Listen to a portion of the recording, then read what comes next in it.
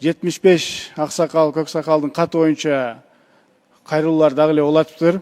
Коомчулукта бир топ жерде ошол биздин журналисттер дагы ушул жерге келип депутаттардан сурап, депутаттар менден дагы көп сурап атышат. Ал боюнча жалпы мындай маалымат берип коеюн. Менин биринчи эле иш күнүмдө ал кат кайсыл жерде деген аныктаманы жүргүзгөнбүз. Анын алкагында ал кат дароо эле Конституциялык комитетке түшүп кароого жиберилгени маалым болгон.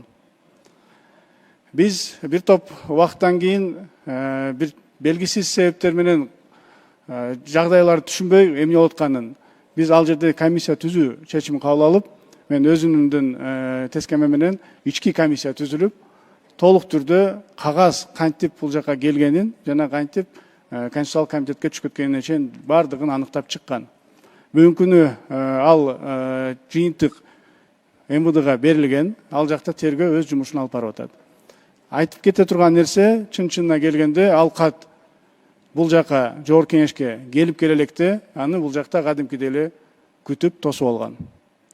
Алып келген адам бул жерден алып келгенден кийин, андан соң билесиздер, процедура боюнча кат өз жолу менен тийиштүү мындай депутатка болсо депутатка, төрага болсо төрага, айтор өз жолу менен кетет. Бирок эмнегедир ал катты нарушно деп коет, колу менен алып, колу менен алып барып, колу менен мурдагы төрагага чейин жакынкы өзүнүн помощниктери, советниктери алып келет. Андан соң тийиштүү тапшырмалар берилип, ошол айтылган комитеттин кароосуна чейин бул нерсе түшөт. Комиссия түзгөн бирден бир себеби, билесиздер, өзүңүздөр урматтуу депутаттар, бизге көп кайрылуулар келет, жалпы келет, өзүңүздөргө келет.